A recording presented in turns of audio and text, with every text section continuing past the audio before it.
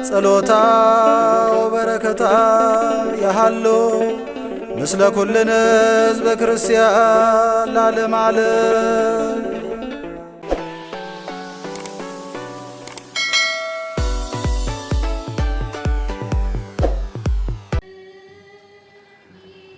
በስመ አብ ወወልድ ወመንፈስ ቅዱስ አሐዱ አምላክ አሜን። በስመ አብ ወወልድ ወመንፈስ ቅዱስ አሐዱ አምላክ አሜን። ውድ ተመልካቾቻችን እንደምን ዋላችሁ? እንደምን አመሻችሁ? እንደምን ሰነበታችሁ? ሁላችሁም በያላችሁበት አምላከ ቅዱስ ጊዮርጊስ ይባርካችሁ ይጠብቃችሁ። ለአብ ለወልድ ለመንፈስ ቅዱስ ምስጋና ይሁን ዛሬም ለዘወትርም እስከ ዘላለሙ ድረስ አሜን። ውድ ተመልካቾቻችን እንግዲህ ዛሬ የመጣሁት ስለ ሁለት ነገር ነው። አንደኛው በቀደም የነገርኳችሁ ትንቢት ወይንም አስቸኳይ መልእክት መፈጸሙን ልነግራችሁ፣ ሁለተኛው ደግሞ በዙ በአረርቲ ማርያም ቤተክርስቲያን ያለቁትን ነፍስ ይማር ለማለትና ሐዘንተኞችን ለማጽናናት እና አጭር መልእክት ነው ያለኝ። እሱን ነግሬያችሁ አበቃለሁ። ብዙ ለመቆየት አይደለም። ይችን ሁለት መልእክት ለማድረስ ነው የገባሁት። እናቶቼ፣ አባቶቼ፣ እህቶቼና ወንድሞቼ የአንዳንድ ቀን ህልም እንግዲህ ፈጣን ነው።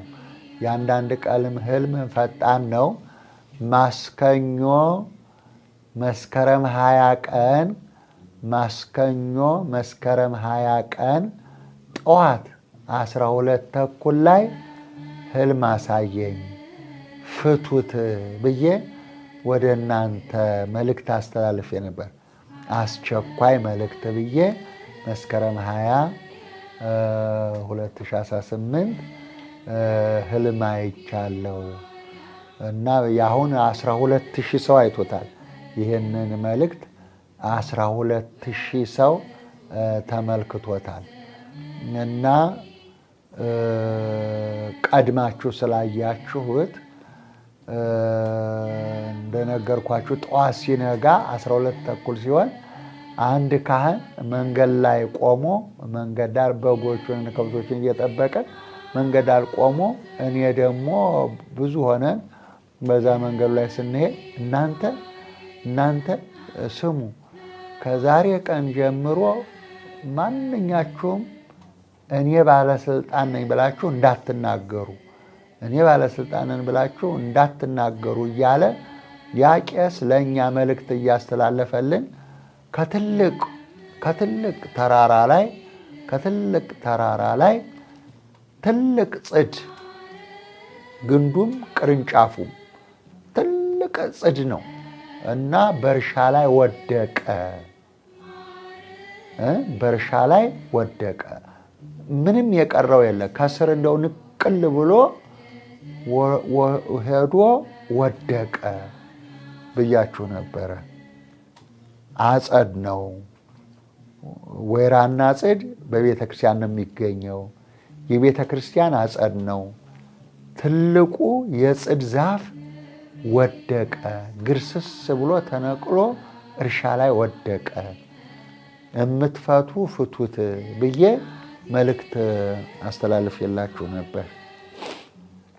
እንግዲህ በዛን ዕለት ከጠቅላይ ቤተ ክህነት አንድ አባት አርፈዋል። እንደገና በማግስቱ የእመቤታችን ዕለት በዓታ የአዲስ ኪዳን መምህር ሆነው 94 ዓመት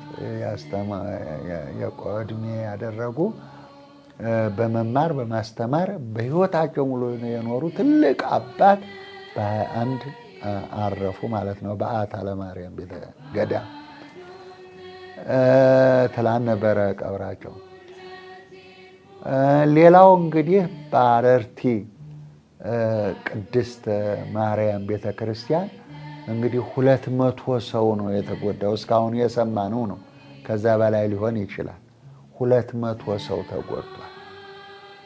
ይሄ ሁሉ በሰሜን ሸዋ ሀገረ ስብከት አረርቲ ማርያም እኔ የማውቃት 2 ጊዜ ሄጃለሁ እና ትልቅ እና ግዙፍ ቤተክርስቲያን እየተሰራ ነው እና እንግዲህ ከአዲስ አበባም ከደብረ ዘይት ከናዝሬት በጉዞ እየሄዱ ጥር ላይ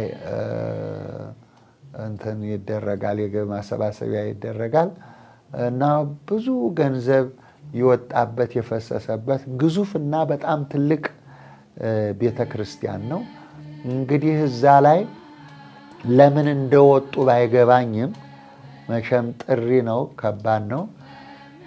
ለምን እንደወጡ ባይገባኝም ያ ሁሉ ሰው እዛ ናት ላይ ምን ሊያረግ እንደወጣም ባይገባኝም ያ ሁሉ ሰው ግን ከዛ ላይ ወድቆ መሞቱ፣ መሰባበሩ፣ ሆስፒታል መግባቱ ይህ ሁሉ መከራ በዛሽ ቤተክርስቲያን ላይ ወድቋል።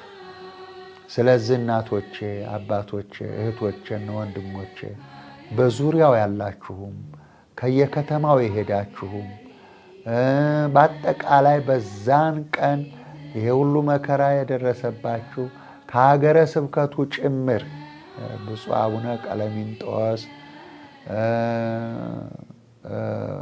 የሀገረ ስብከቱ ሰራተኞች፣ የአካባቢው የደብሩ አስተዳዳሪ ካህናት፣ ሰበካ ጉባኤ በአጠቃላይ በዛ አካባቢ ያላችሁ እግዚአብሔር ያጽናችሁ፣ ያበርታችሁ።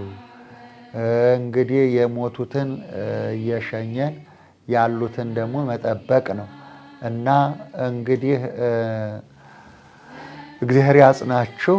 ቦታውንም እግዚአብሔር ይባርክልን፣ ይጠብቅልን። እመቤታችን እንግዲህ በዕለተ ቀኗ ተሰብስበው ወደ ሞት የተጠሩትን በአብርሃም እቅፍ ደግሞ እየተሰቃዩ ያሉትን እንግዲህ ፈውስና መድኃኒት ታድርግላቸው ወላዲተ አምላክ። እጅግ አዝነናል በእውነት። እንዲሁም ደግሞ በየጦር ሜዳው የሞቱ በየቦታው ያለው ስቃይና ፈተና ሁሉ እግዚአብሔር ያቅልልን። እንዲያው በእውነት እርስ በርስ መገዳደል፣ እርስ በርስ መጠፋፋት፣ በሽታው፣ ጎርፉ፣ ይህ ሁሉ መቅሰፍት እንዴት ነው የሚበርደውና እግዚአብሔር ሰላሙን ያምጣልን፣ አንድነቱን ያምጣልን፣ እርቅና ሰላም ያወርድልን። እሱ ነው የሚበጀው እና ሌላው እንግዲህ እናቶች፣ አባቶች፣ እህቶችና ወንድሞች ይሄ ለእኛ ትልቅ ትምህርት ነው። ትልቅ ትምህርት ነው። በማቴዎስ ወንጌል ምዕራፍ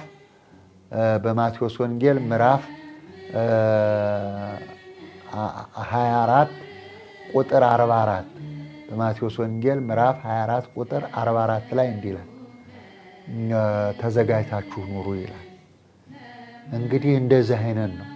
ድንገተኛ ሞት ቢሆን ስትጸልዩ ከድንገተኛ ሞት ሰውረን በሉ።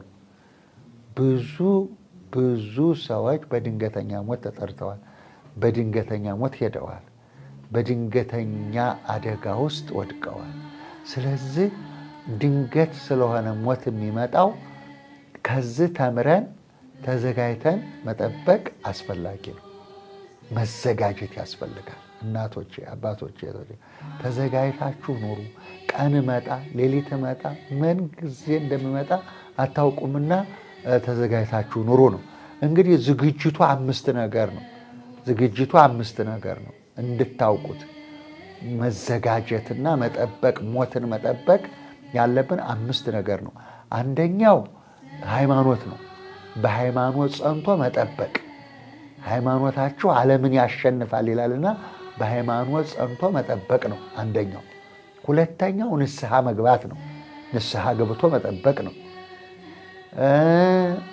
ሶስተኛው ደግሞ ሥጋው ደሙ መቀበል ነው።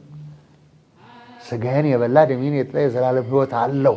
ሥጋውን በልተን ደሙን ጠጥተን መጠበቅ ነው።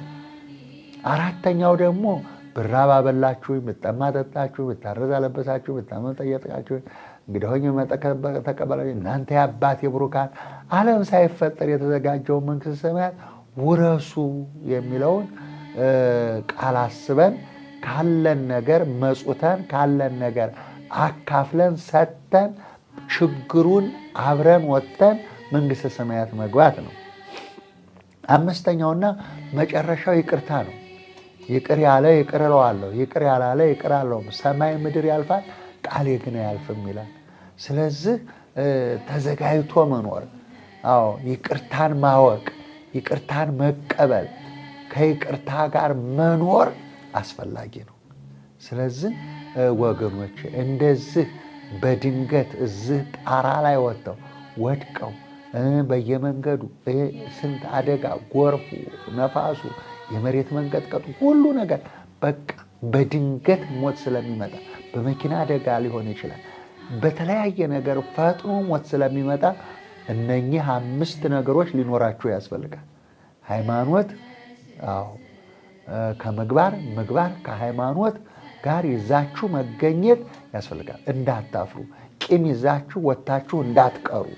ስለዚህ ይቅር ያለውን ይቅር እለዋለሁ ነውና፣ ስለዚህ ቂም ይዛችሁ ወጥታችሁ እንዳትቀሩ፣ ወደ ገሃነም እንዳትጣሉ ይቅር ለእግዚአብሔር ብላችሁ፣ ይቅር ለሰው የለም ይቅር ለእግዚአብሔር ብላችሁ ነቅታችሁ መጠበቅ ነው።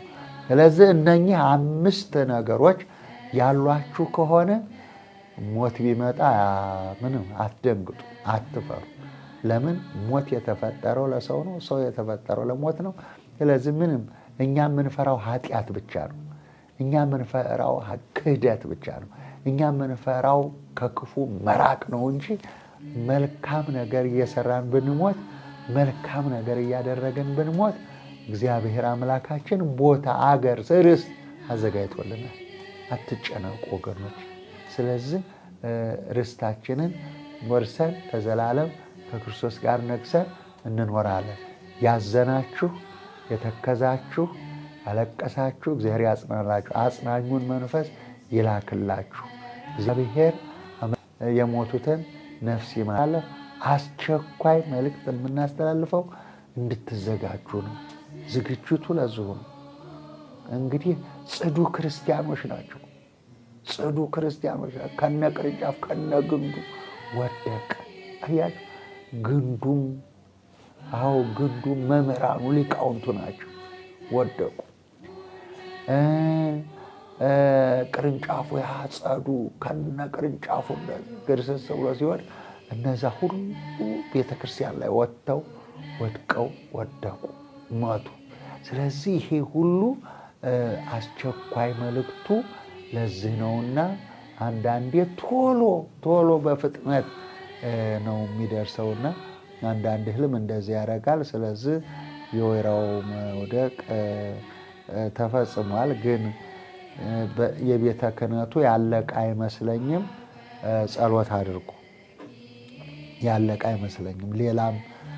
ሌላም በጽዱ የሚቆጠሩ ቤተ ክህነት ውስጥ ያሉ ይመስለኛልና አባቶች ጸሎት አድርጉ።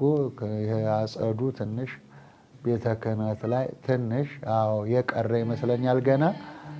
ብቻ ጸልዩ። ሊቀ ትጉሃን መምህር ገብረ መስቀል ኃይለ መስቀል ነኝ ከቀጨኔ ምዕራፈ ቅዱሳን ሰገነት ኪዳነ ምሕረትና አቡነ ዜና ማርቆስ ገዳም። ደህና ሁኑ። እግዚአብሔር ይስጥልኝ። አመሰግናለሁ።